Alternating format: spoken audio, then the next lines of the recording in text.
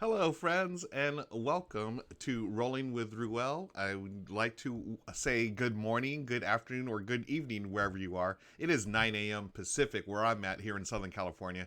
Very nice day out today. It's actually it's sunny, but it's a little chilly out here in Southern California.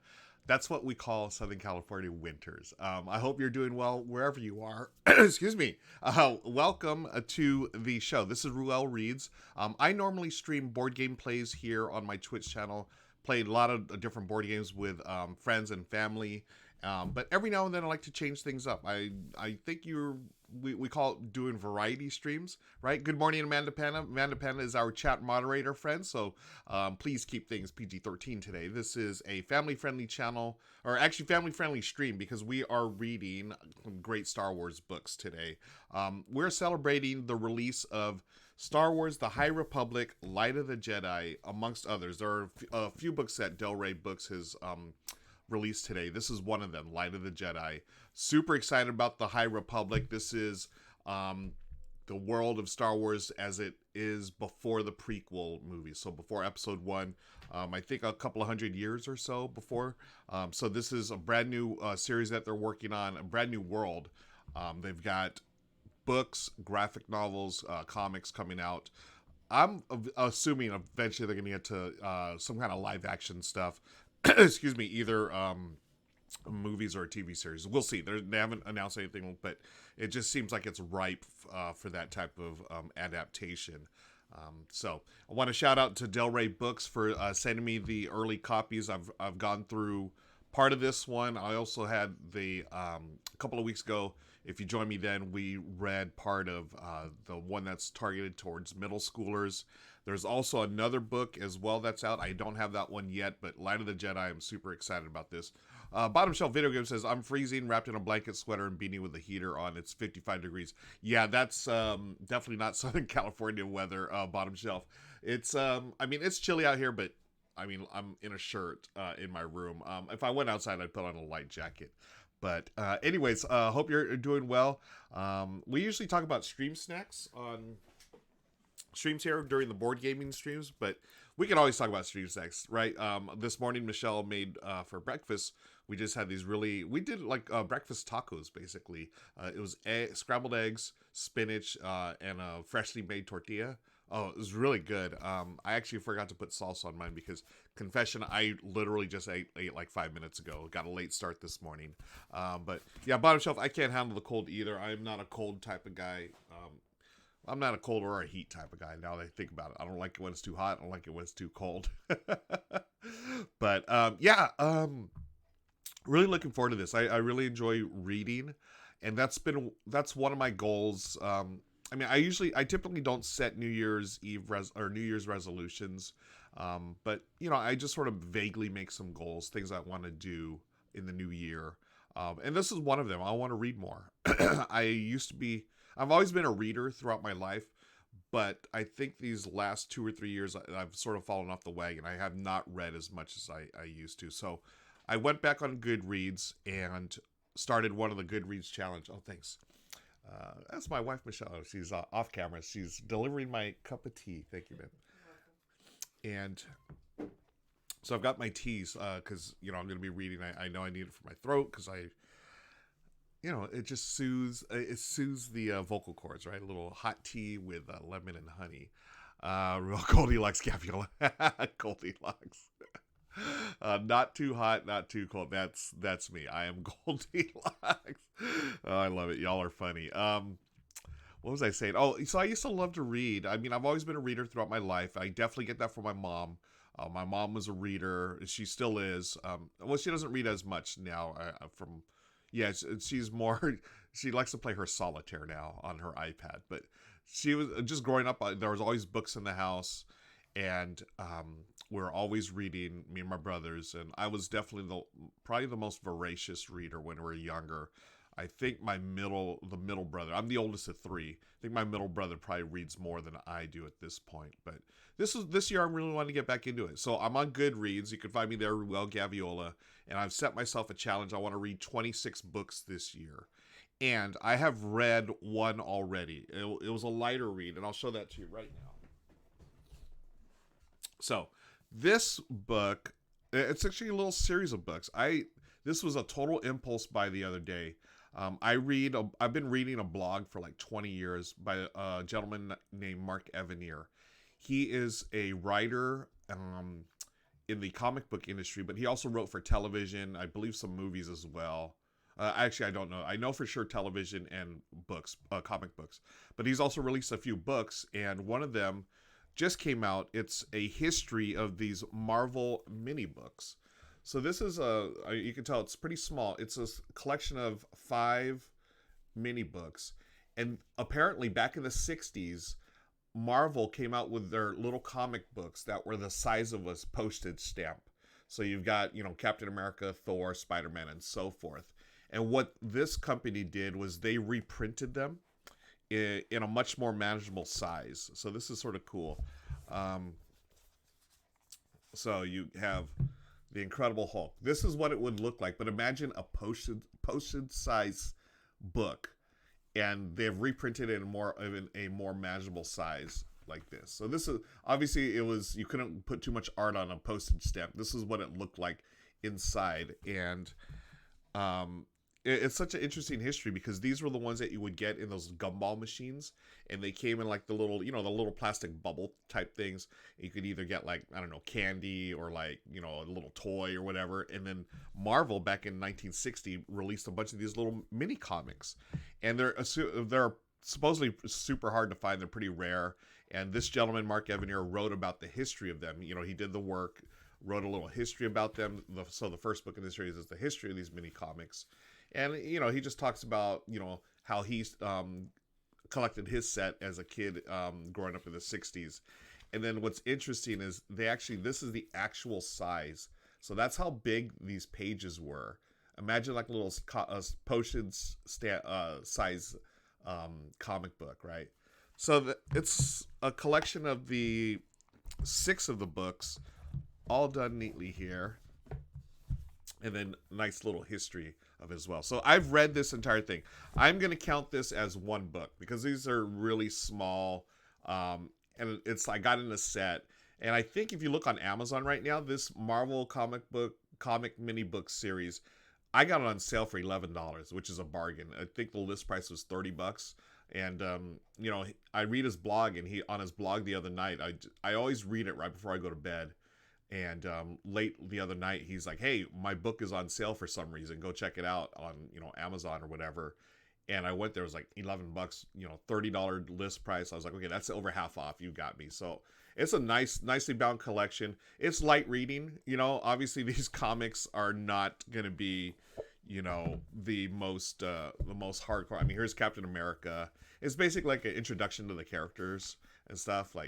And again, the art, this is what it looked like in the postage stamp. So, today that name is feared, yet feared by enemies of justice with good reason. And there's Captain America.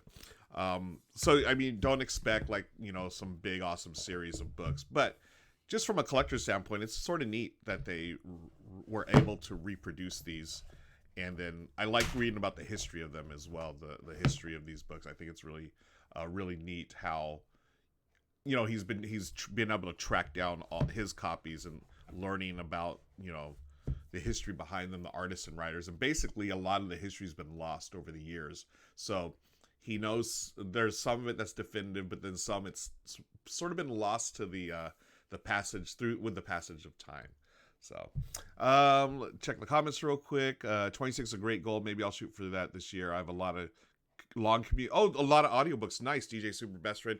Yeah, and that's the thing. Now that I've worked from home for a few years now, but I used to be able to get out, excuse me, go out and I would work at the local coffee shop, or for a while I had a co-working space that I rented out, but now I'm strictly at home. So I don't have those long commutes anymore. And I used to do the same thing. Audio books and podcasts were my jam. And now I find I don't do that as much now, primarily being at home. But what I am gonna do is focus on reading more books. So I've got 2 books today that I'm gonna read excerpts from. I'm gonna read the start of Light of the Jedi for y'all. Again, this is out today. It just came out today. You can go to Del Rey Books or your Amazon or whatever, find it there.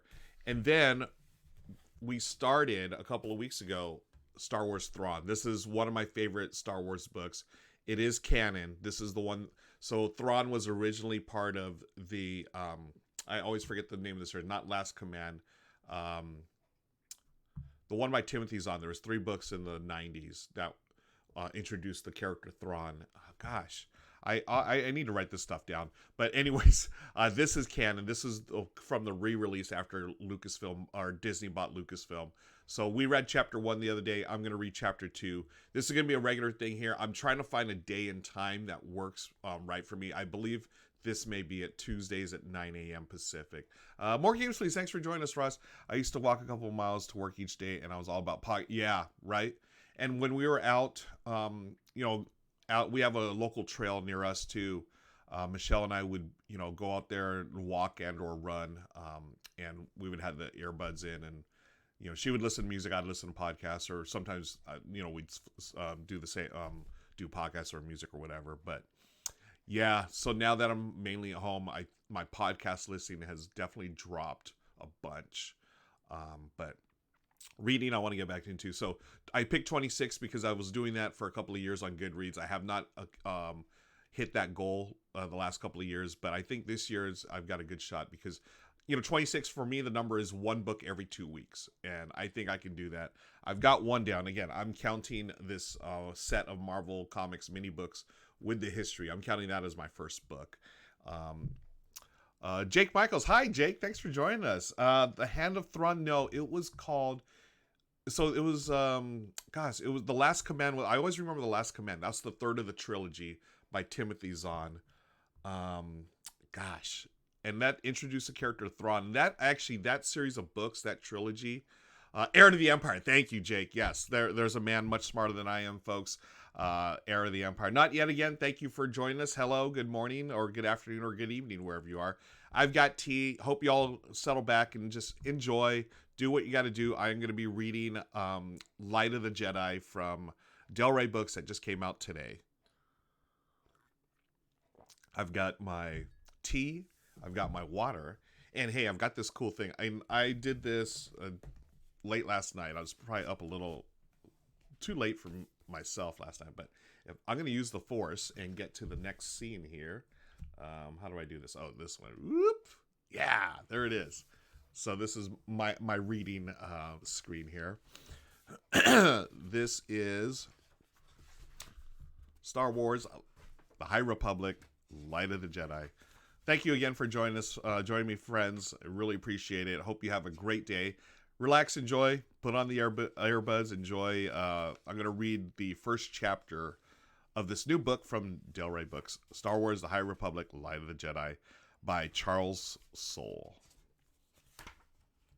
Again, this whole world now, the High Republic, takes place before Episode 1, The Phantom Menace. Yeah, I don't know if y'all can see that. They have the timeline there on the first page of everything that's canon right now as far as the novels go. So here we go. Long time ago in a galaxy far, far away. Star Wars, The High Republic, Light of the Jedi. The Force is with the galaxy. It is the time of the High Republic, a peaceful union of like-minded worlds where all voices are heard and governance is achieved through consensus, not coercion or fear. It is an era of ambition, of culture, of inclusion, of great works. Visionary Chancellor Lina So leads the Republic from the elegant city world of Coruscant, located near the bright center of the galactic core.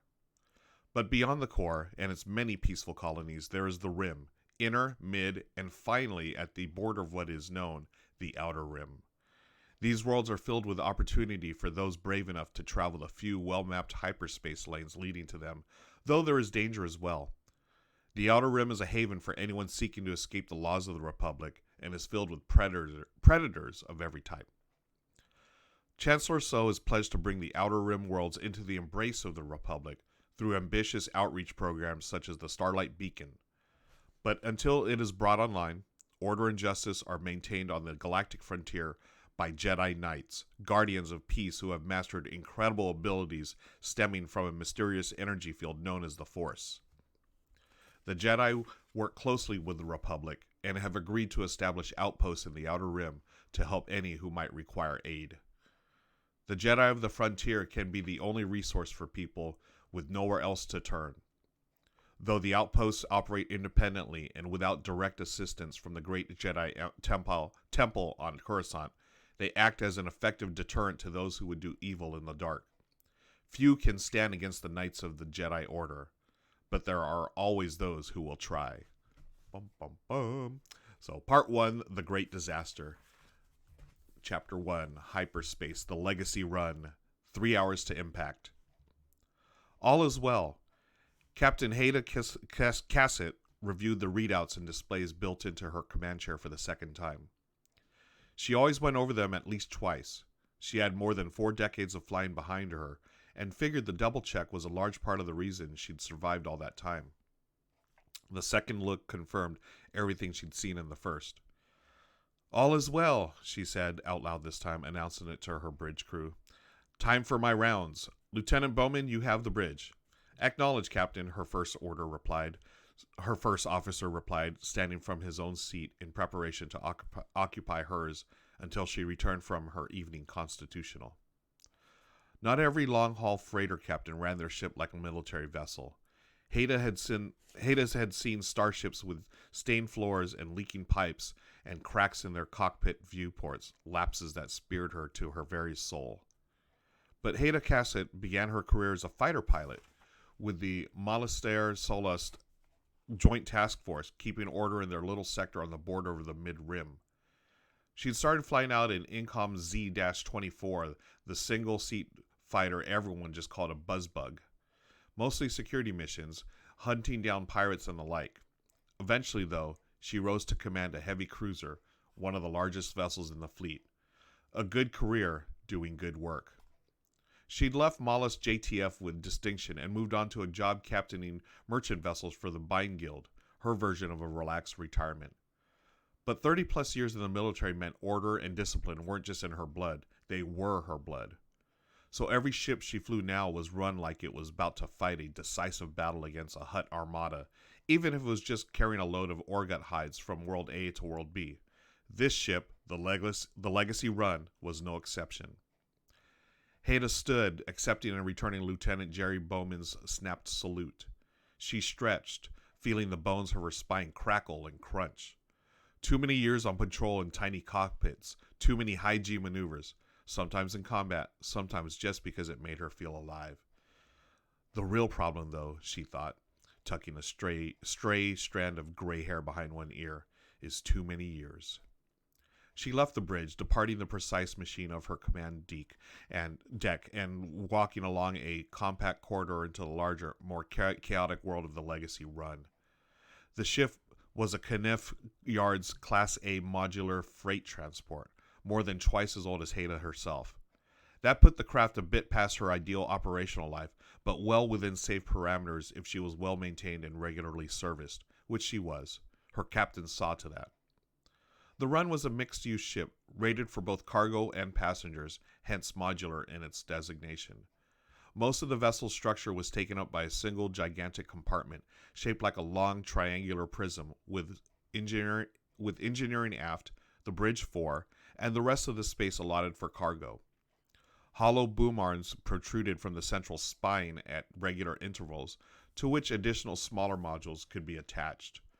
The ship could hold up to 144 of those, each customizable to handle every kind of cargo the galaxy had to offer. Time for a tea break, folks.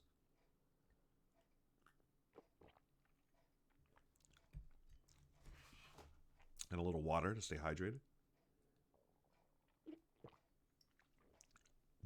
Hope everyone's doing well. Thank you again for joining me. My name is Ruel Gaviola. We are reading Star Wars The High Republic, Light of the Jedi, out now from Del Rey Books. Let's get back to it. This is Chapter 1. Heda liked that the ship could haul just about anything, It meant you never knew what you were going to get, what weird challenges you might face from one job to the next. She had flown the ship once when half the cargo space in the primary compartment was reconfigured into a huge water tank to carry a gigantic saberfish from the storm seas on Tiburon to the private aquarium of a countess on Abregode Ray. Haida and her crew had gotten the beast there safely. Not an easy gig. Even harder, though, was getting the creature back to Tiburon 3 cycles later, when the blasted thing got sick because the Countess's people had no idea how to take care of it. She gave the woman credit, though. She paid full freight to send the saberfish home.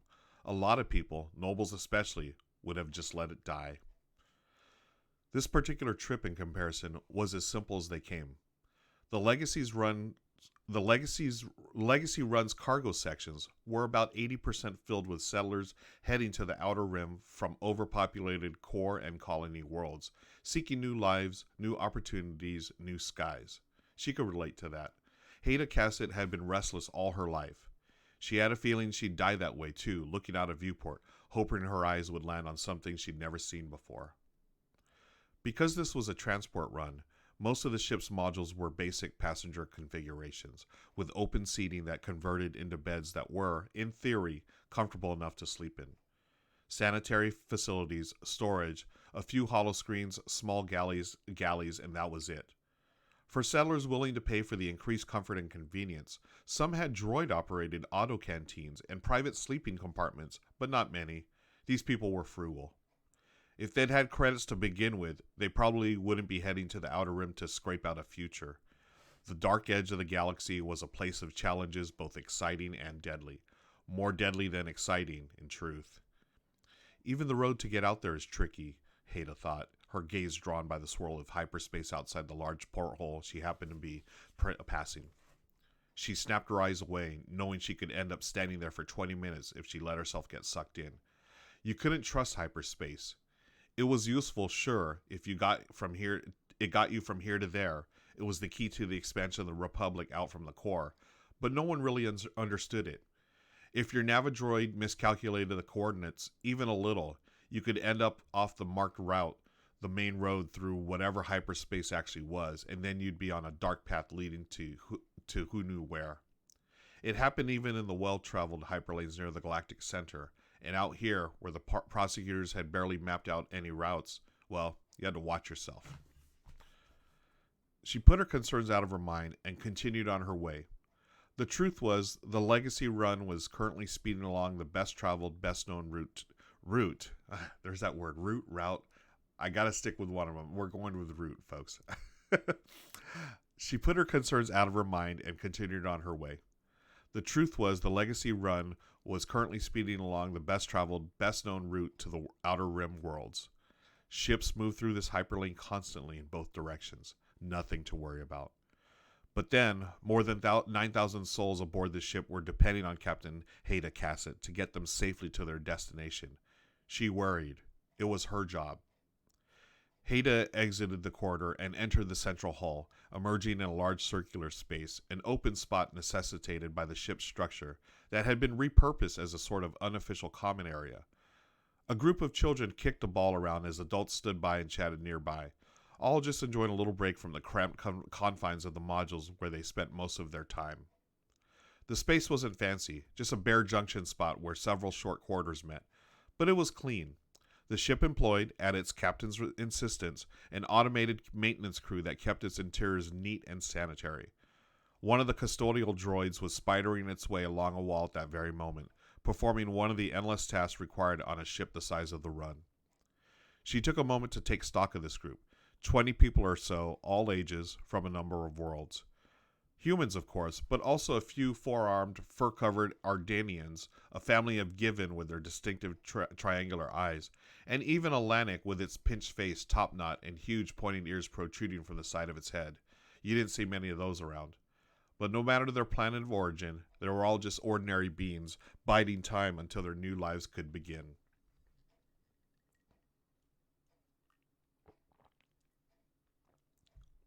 One of the kids looked up. "Captain Cassett," the boy said, a human, olive-skinned with red hair. She knew him. "Hello, Serge," Haida said. "What's the good word? Everything all right here?" The other children stopped their game and clustered around her. Could use some new hollows, Serge said. We've watched everything in the system. All we got is all we got, Hada replied. And stop trying to slice into the archive to see the age-restricted titles. You think I don't know? This is my ship. I know everything that happens on the Legacy run. She leaned forward. Everything. Serge blushed and looked towards his friends, who had also suddenly found very interesting things to look at on the absolute uninteresting floor, ceiling, and walls of the chamber. Don't worry about it, she said, straightening. I get it. This is a pretty boring ride. You won't believe me, but in not too long, when your parents have you plowing fields or building fences or fighting off rancors, you'll be dreaming of the time you spent on this ship. Just relax and enjoy. Serge rolled his eyes and returned to whatever improvised ball game he and the other kids had devised. Hada grinned and moved through the room, nodding and chatting as she went. People. Probably some bad. Probably some good, some bad. But for the next few days, her people. She loved these runs. No matter what eventually happened in the lives of these folks, they were heading to the rim to make their dreams come true. She was part of that, and it made her feel good.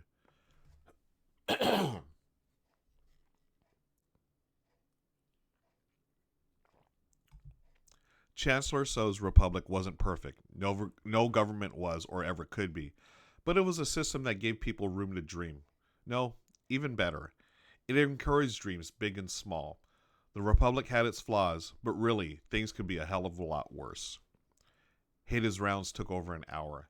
She made her way through the passenger compartments, but also checked on a shipment of super-cooled liquid Tabana to make sure the volatile stuff was properly locked down. It was. Inspected the engines, all good. Investigated the status of repairs to the ship's environmental recirculation systems, in progress and proceeding nicely. And made sure fuel reserves were still more than adequate for the rest of the journey, with a comfortable margin besides. They were. The Legacy run was exactly as she wanted it to be. A tiny, well-maintained world in the wilderness, a warm bubble of safety holding back the void. She couldn't vouch for what was happening for these settlers once they dispersed into the outer rim, but she would make sure they got there safe and sound to find out.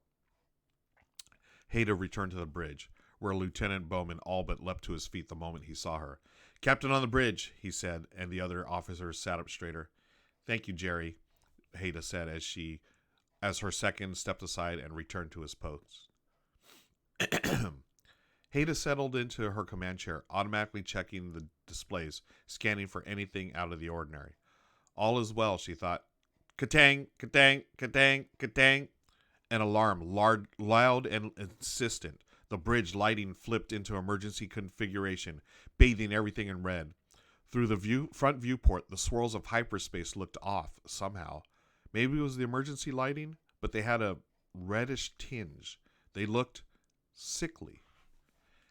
Hada felt her pulse quicken. Her mind snapped into combat mode without thinking. Report! She barked out, her eyes whipping along her own set of screens to find the source of the alarm.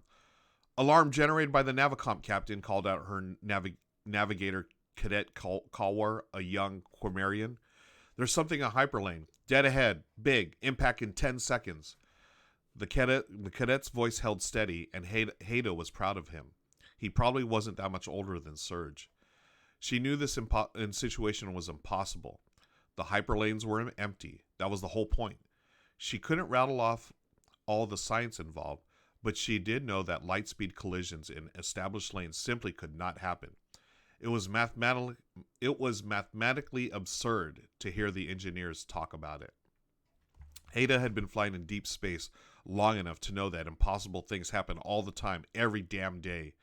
She also knew that 10 seconds was no time at all at speeds like the Legacy run was traveling.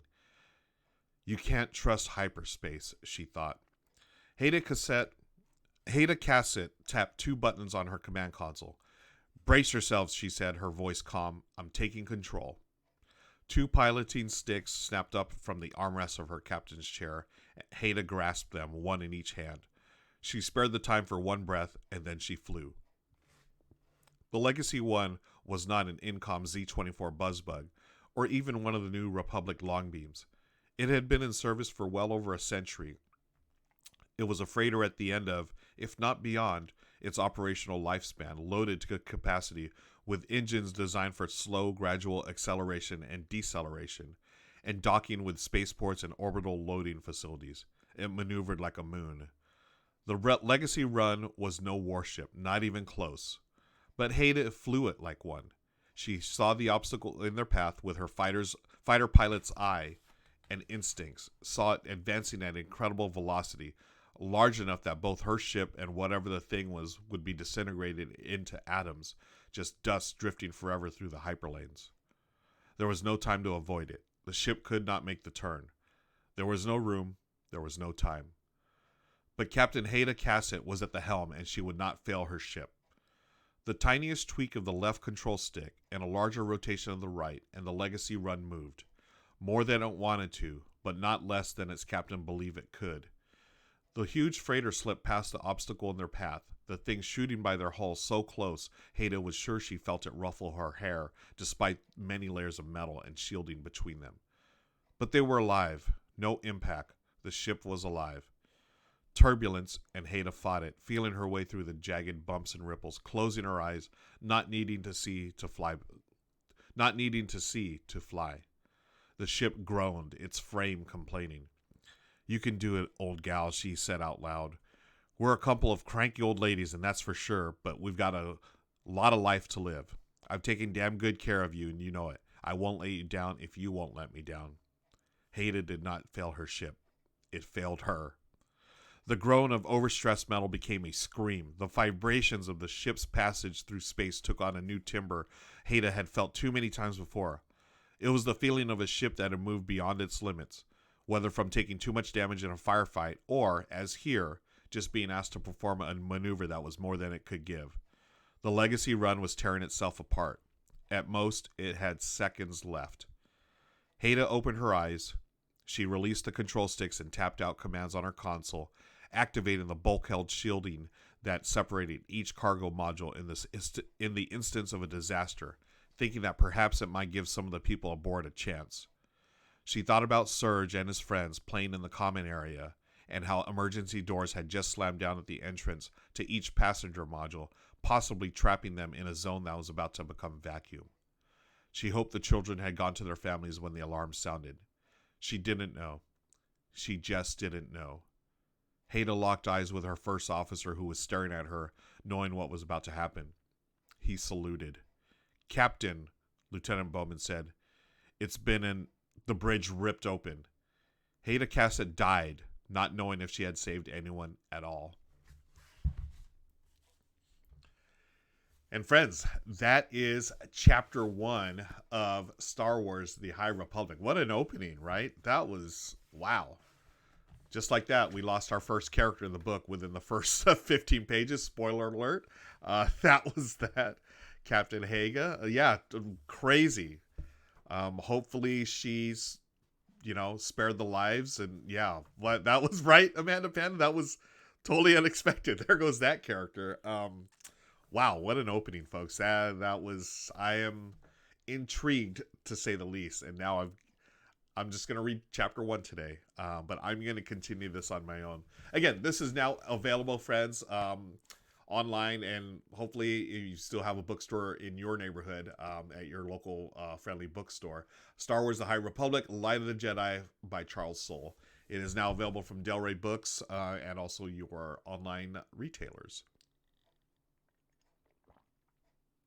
Yeah, that was sort of unexpected, right, Panda? I was like, oh, wow, she died. That was it.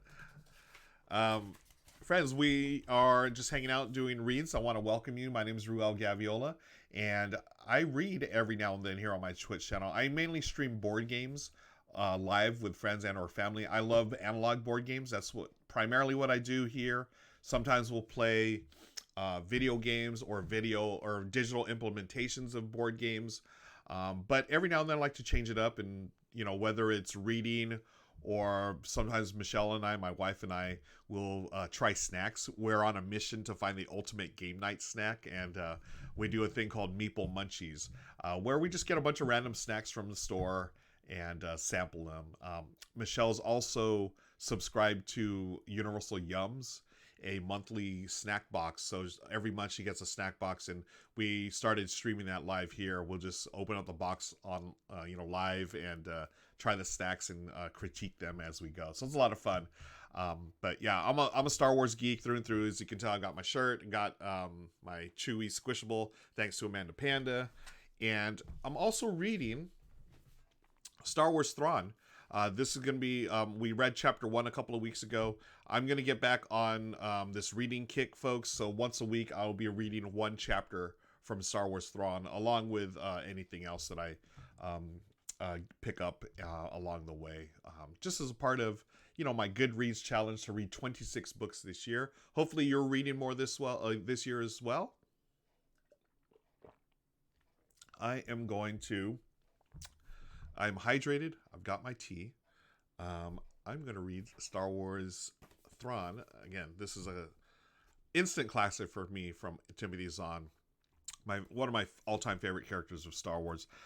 Thrawn has been on, I think it was Rebels and or Clone Wars animated series. I'm gotta admit, as much of a Star Wars fan I am, I'm of the generation that loves the original trilogy, and slowly but surely I'm coming around to everything else. I do love The Mandalorian. I think The Mandalorian is one of the greatest things in the Star Wars universe ever released. Not a fan of the prequels. If I had to pick my favorite of the prequels, it'd be Revenge of the Sith. I'm not a fan of the first and second ones. The second trilogy, the latest one, was a mixed bag. As much as I enjoyed The Force Awakens, it was pretty much a rehash of New Hope. This is the hill that I die on. I thought The Last Jedi was fantastic. I thought Rian Johnson took a lot of chances, and I thought the series needed it. Then that's what I wanted for the second trilogy. And again, everyone has what they want in Star Wars, and what we got was a mixed bag. The last trilogy, or The Last Jedi, and then we got Rise of Skywalker. I've seen it 3 times. I liked it the first time, didn't love it as much as everyone else. I like it less and less the more I watch it. I thought the pacing was off in that movie, and the whole retconning that J.J. Abrams did, I thought was bad. But again, I cannot, whatever brings you into the Star Wars universe, I'm okay with it. I tried to get my nieces and nephews into Star Wars by doing the way I was introduced to it, by starting with Star Wars, which is now called Episode 4, going 4, 5, 6, and as kids, they weren't really into it. I was like, oh, bummer. But they got into Star Wars through Star Wars Legos, the Star Wars Lego movies and stuff, and that wasn't my jam, but I'm like, hey, now we can talk about Chewie and everyone else, and that's how they got into it. I'm perfectly fine. I took my niece, when The Rise of Skywalker came out, I took my niece, and it was such a thrill for me, to take that next generation, right, to go see Rise of Skywalker. We got to see it one day early thanks to my local comic book store. They used to do, it was the last one they did, but they were doing private screenings where it was like 24 hours before the official release date. And it was such a treat to take her, and she loved it, and even though I wasn't as enthralled with Rise of Skywalker, the fact that she was sitting there, we're watching this, and we're rooting for Rey and rooting for Finn and everyone else, that meant the world to me. So no matter how you come into Star Wars, I'm, whatever's your jam is your jam. Collecting Camel, thanks for joining us, friend. Much appreciated. I don't think Episode 1 has some of the best things in Star Wars, even if the movie as a whole. Yeah, I didn't like Episode 1 at all. Just straight up, I didn't like it. I thought it was, it just wasn't my thing. Or it does have some of the best things I meant. Oh, okay. DJ Super Best Friend. Yeah, enjoyed Ryan's Risk. Very refreshing. Thank you, DJ Super Best Friend. And that's what we were talking about, Timothy Zahn. So the Thrawn character was originally introduced in the Heir of the Empire trilogy, released in the late 90s, I believe, or early 90s. And that took Luke, Han, and Leia. It was after Return of the Jedi, and that I felt like that trilogy of books would have been the perfect trilogy of movies that would have followed, the 6. Obviously, it couldn't happen because everyone had aged much more than the books were. But yeah, it was It was such a great trilogy series, but it was no longer canon. It's now in the Legends series of books. But we did get this book, which is fantastic. This is how they reintroduced Thrawn into the canon. Collected Camel, Pod Racing, Darth Maul, Liam Neeson's Qui-Gon. Yeah, Darth Maul is great. I love Liam Neeson. I cannot not love Liam Neeson. But I mean, come on, no disrespect, but Jake Lloyd, cringeworthy, and Jar Jar. That's all I gotta say. That's all I gotta say. We would have gotten Mara Jade. Yeah, exactly. Thank you, Collected Camel. You are a more knowledgeable fan than I am. But yeah, anyways, I love Star Wars through and through, and whatever gets you into the universe, more power to you. We all have our opinions, and I'm going to read. I'm thankful to be reading, and thank you for joining us, friends. I'll be reading Chapter 2 of Star Wars Thrawn. We read Chapter 1 a couple of weeks ago. I will be continuing this in the weeks to come here. I want to do things outside of board games as well, and this is one of them. So, again, thanks for joining me. I hope you're having a great day. Please grab a tea, grab a coffee, or, hey, if you got to, grab your adult beverage of choice wherever you are. And thanks for joining me. I'm going to go back to the reading screen. Whoop! There it is. And let's get going here, folks. Chapter 2, Star Wars Thrawn by Timothy Zahn. Chapter 2. A life path may change because of important decisions or events. Those were what drove my current path. But sometimes the smallest event can also drive a turn. In the case of Eli Vanto, that force was a single overheard word. Chiss. Where had Cadet Vanto heard that name? What did it mean to him? He had already spoken one reason, but there might well be others. Indeed, the full truth might have several layers, but what were they? On a ship as large as this, there was only one practical way to find out. Thus did my path take yet another turn, as certainly did his. Thrawn, Park repeated, as if trying out the name. Very well. As I said, welcome. I want you to know that we didn't intend to intrude on your privacy. We were looking for smugglers, and it happened upon your home. Excuse me. One of our standing orders is to study all unknown species we come across. Yes, Thrawn said to Sai Bisti. So also said the traders who first contacted my people. He understands, sir, Eli translated. He knows about that order from traders who've contacted his people. Then why didn't you come out then? Barriss demanded. Why did you harass and kill my men? It was necessary, Thrawn began in Sai Bisti. Enough, Barriss cut in. He understands basic. That means he can speak it. So speak. Why did you harass and kill my men? For a moment, Thrawn gazed thoughtfully at him. Eli looked at Park, but the captain also remained silent. Very well, Thrawn said in basic. The words were heavily accented, but understandable. It was necessary. Why? Park asked. What did you hope to accomplish here? I hope to return home. You were shipwrecked? I was, he looked at Eli. Zishu Aswani. Eli blinked. He says he was exiled, he told the others. The words seemed to hang in the fume-scented air of the hangar bay. Eli stared at Thrawn, thinking back to the campfire stories of his childhood. The tales had spoken of Chiss unity and military prowess. Never once had the stories talked about them exiling one another. Why? Park asked. Thrawn looked at Eli. In basic, if you can, Eli said. The Chiss looked back at Park. The leaders and I disagreed. Disagreed to the point of exile? Yes. Interesting, Park murmured. All right, so that's why you ran Colonel Barriss's men in circles. Now tell us how. It was undifficult, Thrawn said. Your spacecraft crashed near my place of exile. I had opportunity to examine before following soldiers arrived. The pilot was dead. I took his body and hid it away. And filled his flight suit with grass, Barriss put in, hoping we wouldn't notice you'd stolen his equipment. Nor did you, the Chiss said. Important most was that you would take the flight suit and rotted pioche berries with you. The berries? Barriss echoed. Yes. Rotted, crushed push berries are lure for small animals of night.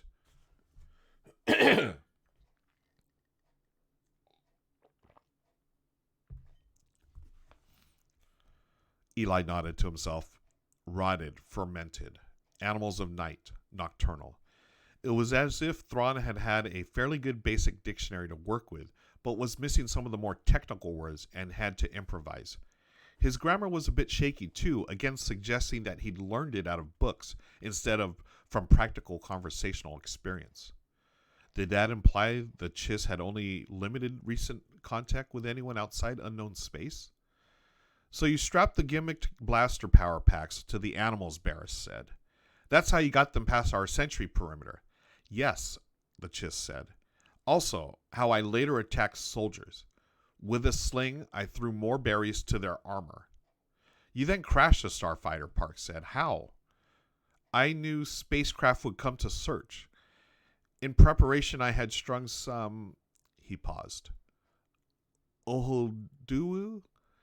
Monofilament line, Eli supplied. Monofilament line between treetops. The spacecraft struck. And at that altitude, the pilot wouldn't have had time to recover, Park said, nodding. It wouldn't have done you any good to capture the fighter intact, by the way. They don't have hyperdrives. I did not want the spacecraft, Thrawn said. I wanted the pilots, again a pause. Izenti Upu Osenji. Equipment and comlink, Eli said. But you didn't take his comlink, Barris objected. We checked the suit at the encampment. It was still there. No, Thrawn said. What was there was the comlink from the first pilot. Eli nodded to himself. Cleverness, tactics, and maintaining control of the situation. Those were indeed the hallmarks of the Chiss, at least according to the stories. But still, exile? Ingenious, Park said, and we thought we knew what had happened, so we never bothered to check the serial number. So when we discovered the first comlink was missing and locked it out of the circuit, you still had one that functioned. So you killed a man just to get his comlink, Barris said harshly. Clearly, he wasn't as impressed by the alien's resourcefulness as the captain. Why did you keep attacking my men? For the fun of it? I regret the loss of life, Thrawn said gravely, but I needed soldiers with fuller armor to come. With fuller, Barris broke off. The stormtroopers? You wanted stormtroopers to come?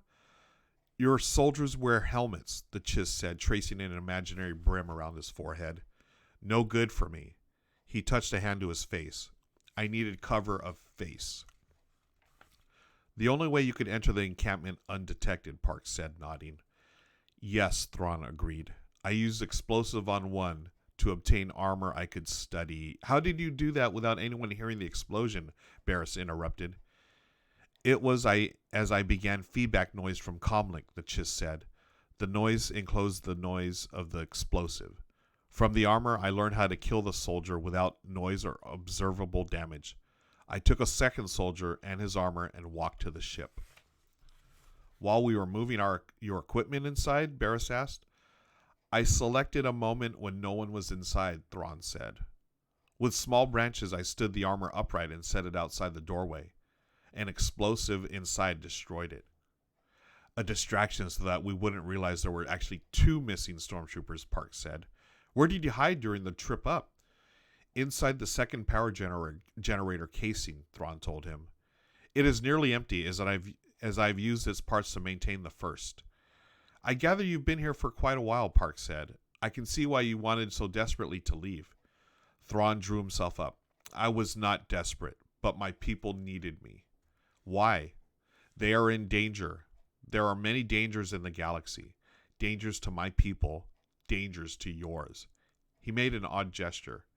You would do well to learn of them. Yet your people exiled you here, Park pointed out. Do they disagree with you as to the magnitude of these threats? Thrawn looked at Eli. Repeat? He asked in Cybisti. Eli translated the captain's question. We do not disagree on threat, Thrawn answered in his accented basic. We disagree on process. They do not accept belief in Iziboli Hasulu. Eli swallowed hard.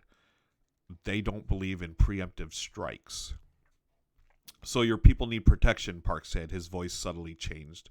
How would you do this, alone and without ships or allies? Eli frowned.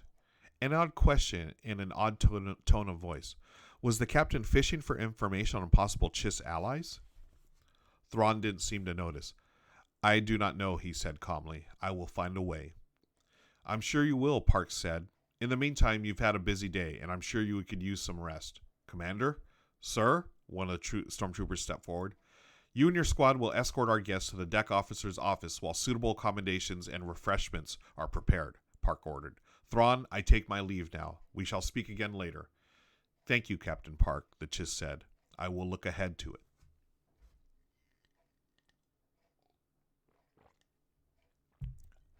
Eli was in his quarters working on the after-action report he'd been ordered to complete when they came for him.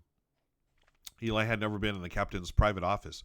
He'd never even been in this part of the strikefast. And he'd never been in the company of this many high-ranking officers. It was like a board certification session or a court-martial. Cadet Vanto, Captain Park greeted him. He gestured to a chair that had been set in front of the line of officers. Be seated. Yes, sir. Eli sat down, fervently hoping that his shaking wasn't visible.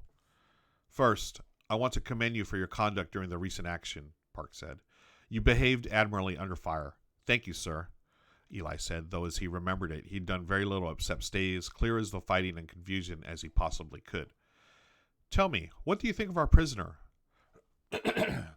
He seems very confident, sir, Eli said. Why were they asking him? Very much in control, he considered. Except maybe when he was captured in the hangar bay. You may have caught him by surprise there.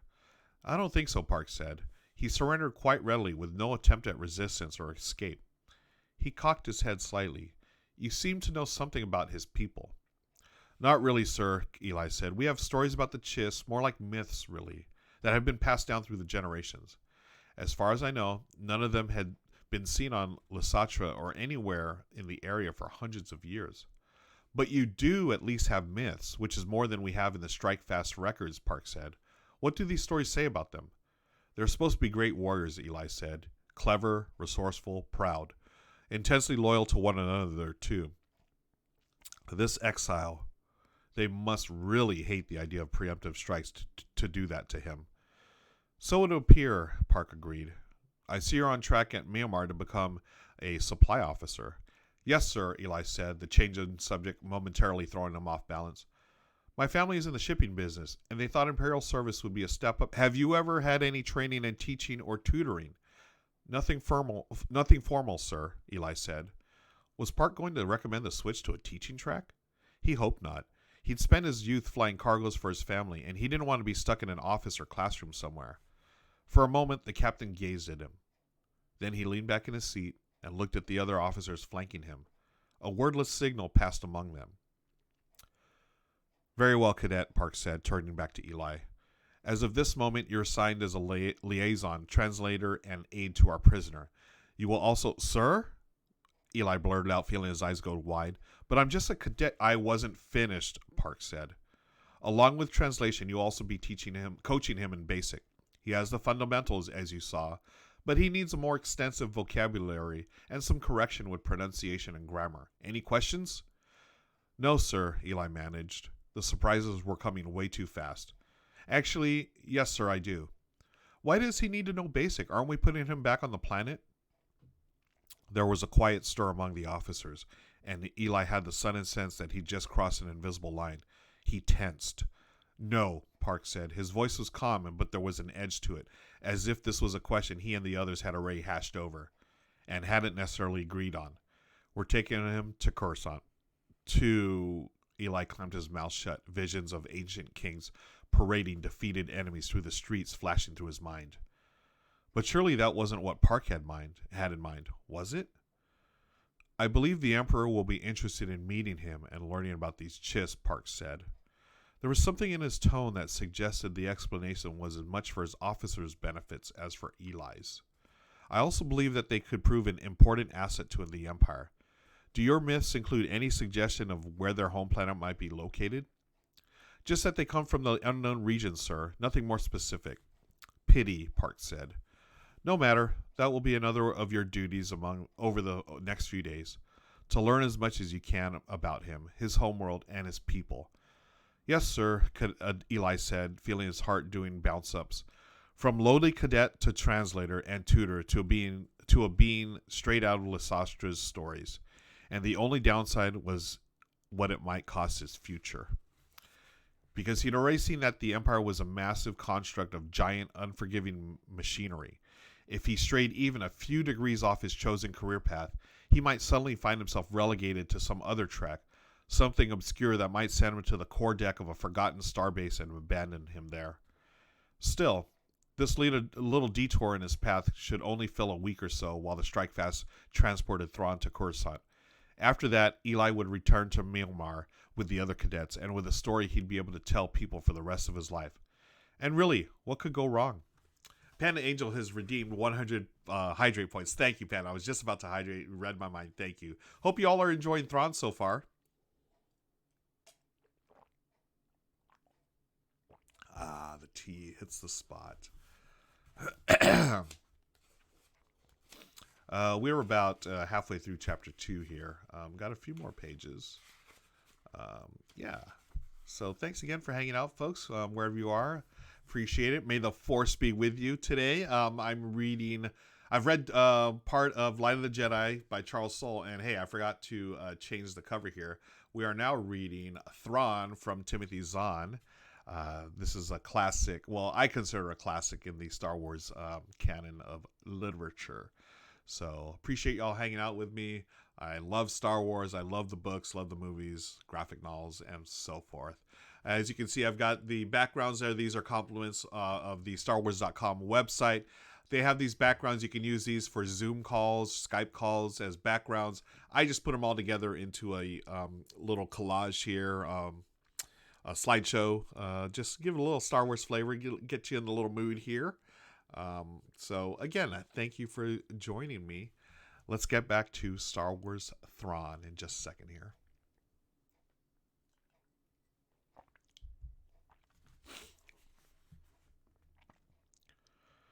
You seem amused, Cadet Vanto said. He leans back in his seat. Amused? Thrawn asked. Entertained with a feeling of humor, Vanto said. He switches back to Cybisti for the explanation. Was there anything in particular about the story that you found humorous? I found the story quite interesting. Some of my stories you find interesting, Vanto said. Wrinkles form across his forehead. Others you seem to find unbelievable. A few of them you find amusing. This was one of those. I do not mean to offend, Thrawn said.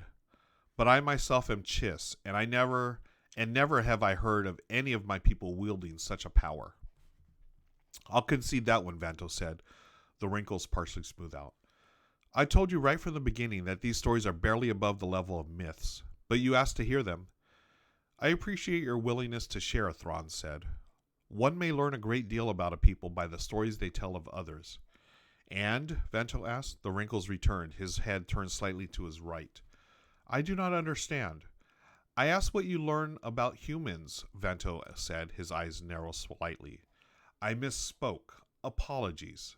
I mean to say I could learn about one person, you, from the stories you choose to tell. And what have you learned about me, Vanto asked. His eyes return to normal size, his vocal tone lowers in pitch. That you do not wish to be here, Thrawn said. You do not wish to act as a translator or assistant. You certainly do not wish to act as interrogator. Who said I was an interrogator? Vanto asked. His tone rises slightly in pitch and volume. The musculature beneath his sleeves tightens. You wish to return to your numbers and inventory lists, Thrawn said. That is where your talents lie, and where you desire your path to lead. Fascinating, Vanto said. His tone takes on a new, rumbling texture. The corners of his lips tighten briefly. I suppose that as a big, important military commander, you find logistics and supply beneath your dignity? Do you? Of course not, Vanto said.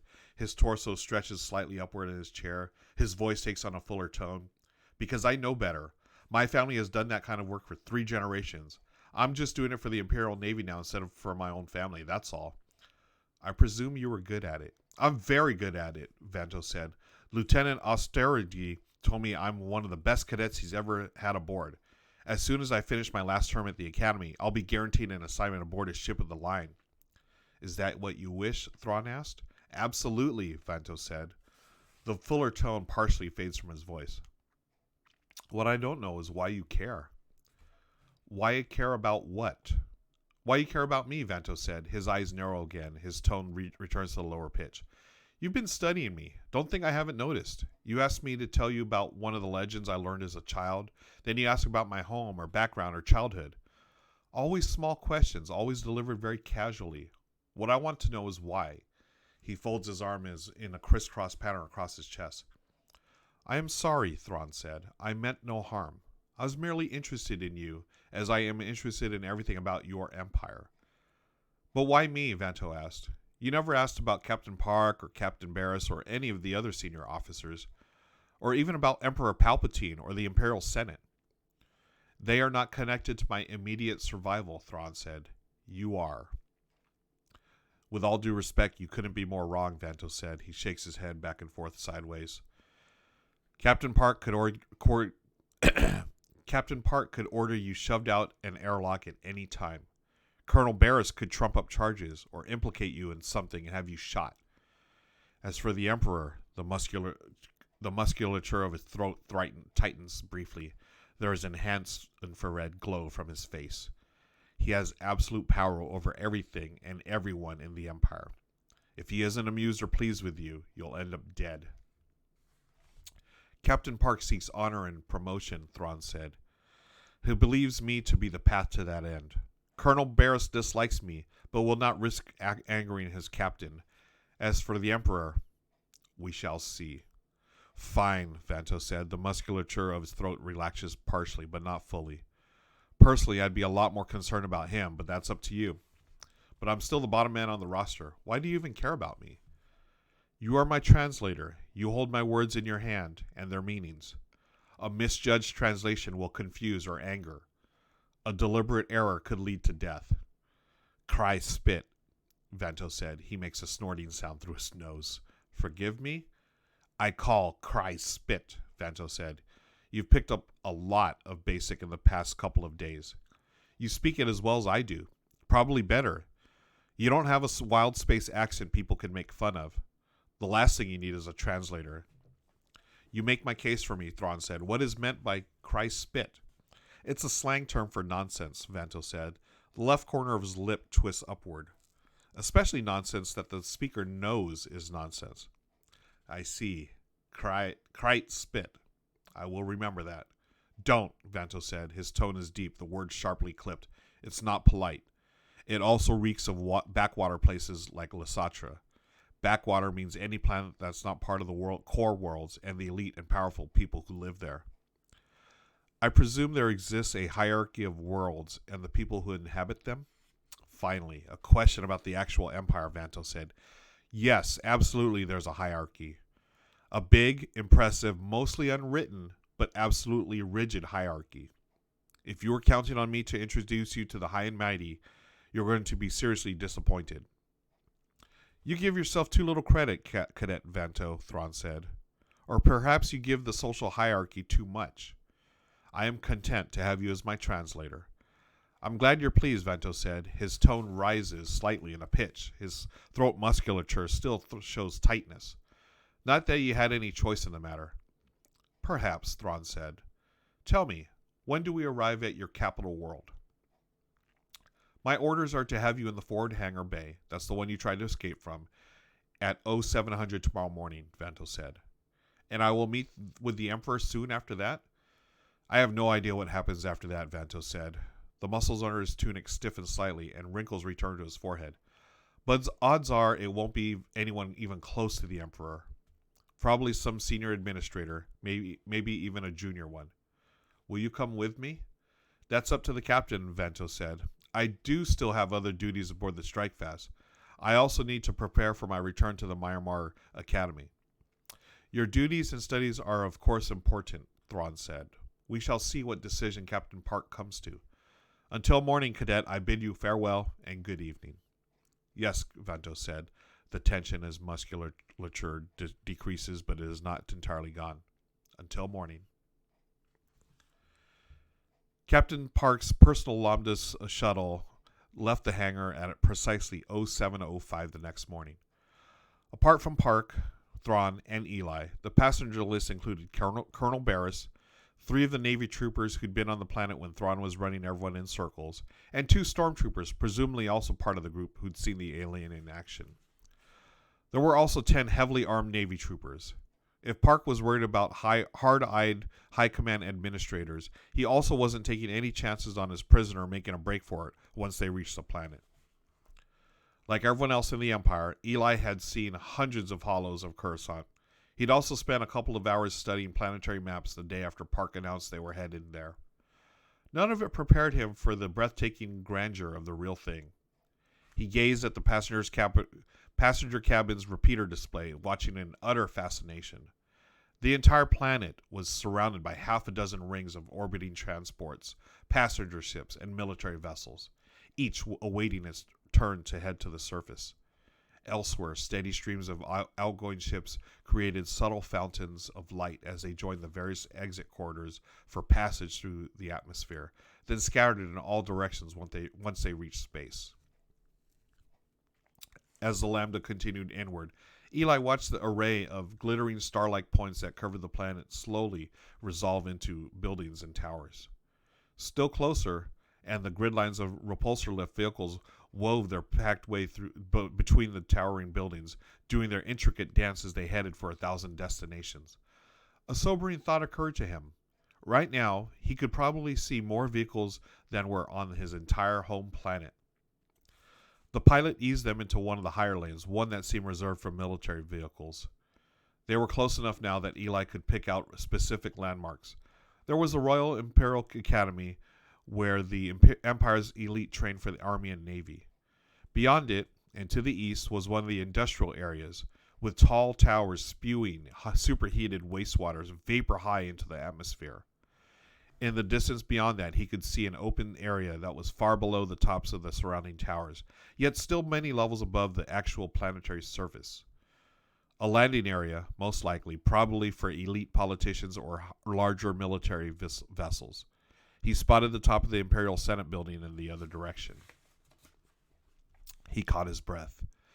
If the Senate was there, and the Royal Academy back there, they weren't headed to either the Admiralty or the Imperial Security Bureau headquarters, which he'd concluded were the 2 most likely destinations. They were heading straight for the Imperial Palace. The Imperial Palace? No, that couldn't be. Not for a single random blue-skinned near-human captured on an unnamed world out in wild space. There was no possible way the Emperor would even notice such an event, let alone take a personal interest in it. And yet, that seemed to be exactly what had happened.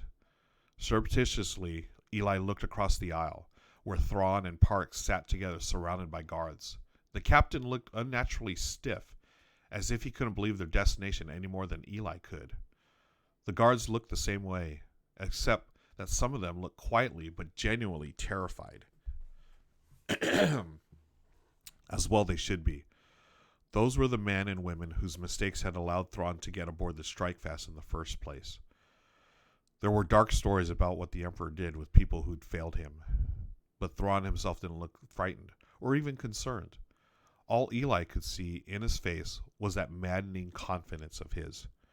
Maybe Park hadn't told him where they were going.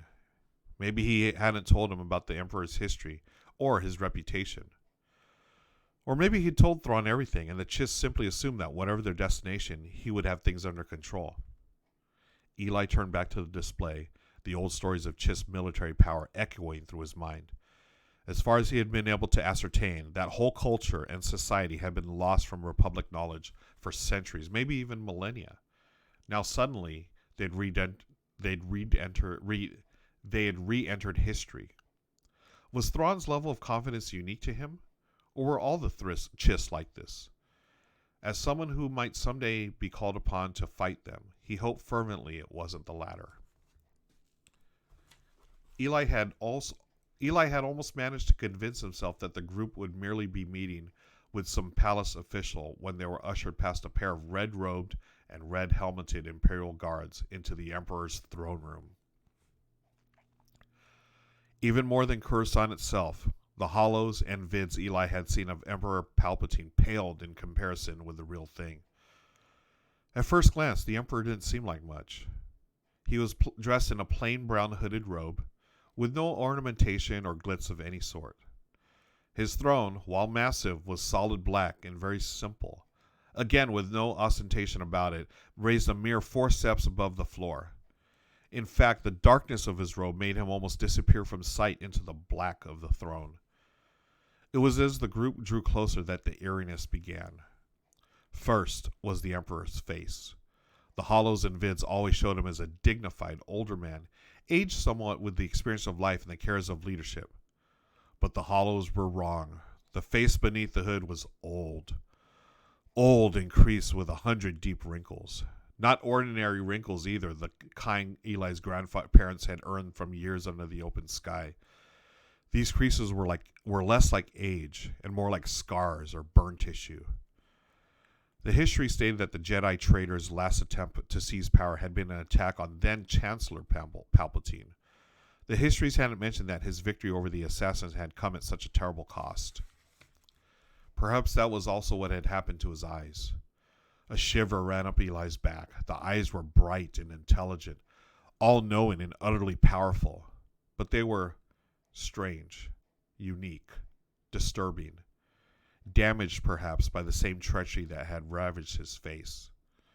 Intelligence, knowledge, power. Even more than with Thrawn, a sense of complete mastery over everything around him.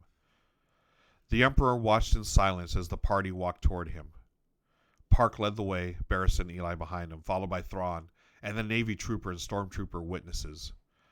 The guard contingent Park had brought remained outside the door, 6 of the Imperial guards having taken over escort duty. It seemed to take forever to reach the throne. Eli wondered how close they would be permitted to approach and how Captain Park would know when he had reached that point.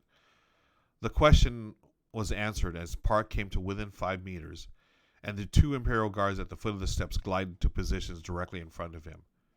Park stopped. The rest of them followed suit and waited. And waited.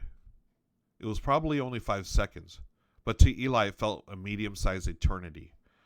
The entire throne room was utterly still, utterly silent. The only sound was the thudding of his pulse in his ears, the only movement, the shaking of his arms and his sleeves. "Captain Park," the Emperor said at last, his gravelly voice neutral. "I'm told you brought me a gift."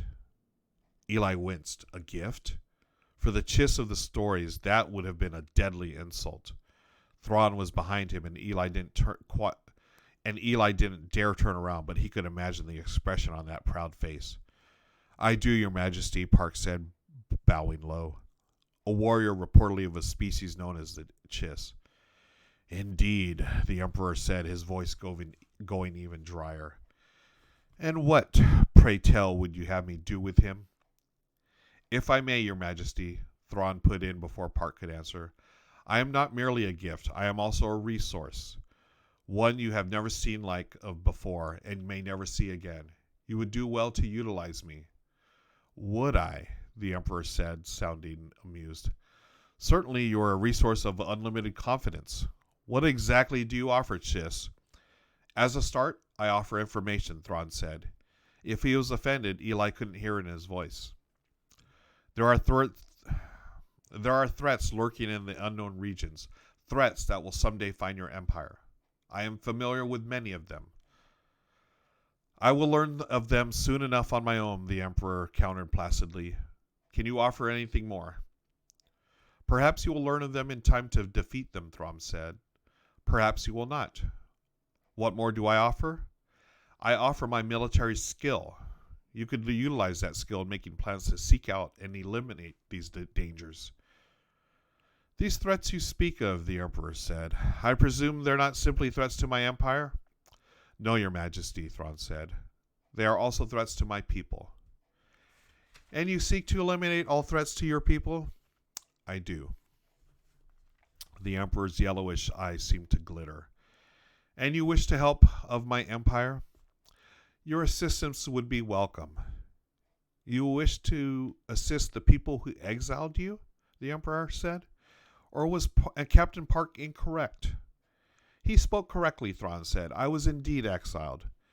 Yet you seek to protect them. Why? Because they are my people. And if they withhold their gratitude and refuse to accept you back, what then? There was a slight pause, and Eli had the eerie sense that Thrawn was giving the Emperor one of those small smiles he was so good at. I do not need their permission to protect them, Your Majesty, nor do I expect their thanks. I've seen others with your sense of nobility, the Emperor said. Most fell by the wayside when their naive selfishness collided with the real world. I have faced the real world, as you call it. You have indeed, the Emperor said. What exactly do you wish from my empire?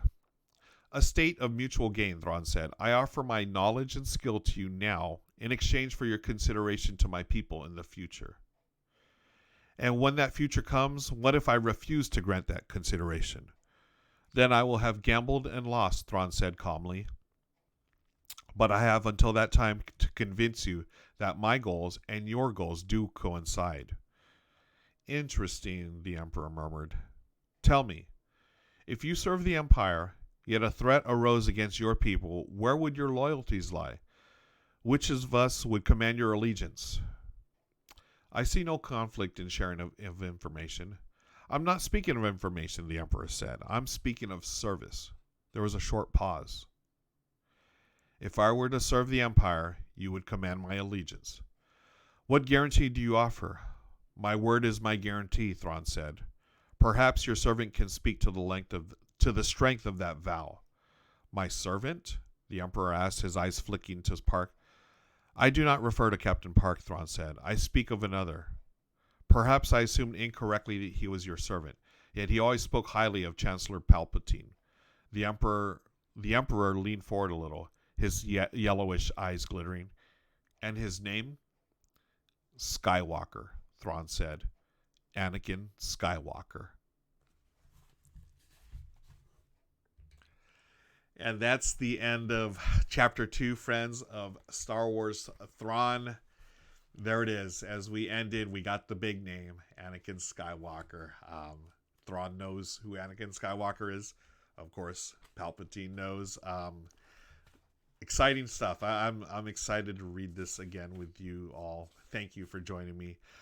Just to let you know where this place, I should have prefaced this. This takes place in the Star Wars timeline here. Thrawn takes place right after Revenge of the Sith, before the Rebels TV series, before Rogue One, and before A New Hope. Yeah. Dun, dun, dun. Thank you, Amanda Panda. This has been fun, folks. I hope you've had as much fun as I have reading this. Thank you for your time. Thank you for joining me. Just as a reminder, I will be doing this hopefully every Tuesday at this time. I may change this up to the evening. I'm not sure.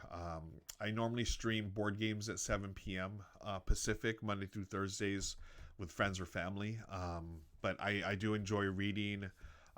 As a goal, or just as something I want to do more often here on Twitch. I want to do different things, a variety of things I want to do, including reading.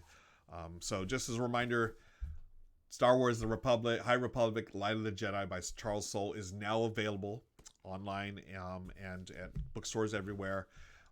I am also reading Star Wars Thrawn. So we read part of Light of the Jedi just as a preview. Please pick it up. I'm also going to be reading this year, over the one chapter per session, Star Wars Thrawn by Timothy Zahn. So much fun. So tonight, Michelle is joining me at 7 p.m. Pacific for Tabletop Tonight. We're playing a couple of games. We're going to be playing Paris, La Cité de la Lumière. This is from Devere Games. This is a fun two-player tile placement games. Really cool, really streamlined. It's about a half-hour game. And then after that, it's 2 for Tuesday. We play 2 games. Similo, History. I've never played this until Michelle and I ran through it the other day. This is fun. It's a 10-minute co-op game, a deduction game. You're going to have a tableau of cards of different figures from history, and we're going to try. One of us will be giving clues. The other will be trying to find out what figure from history we're talking about. And what's going to be fun, chat. People in chat, you're all going to be able to participate as well. I have this one.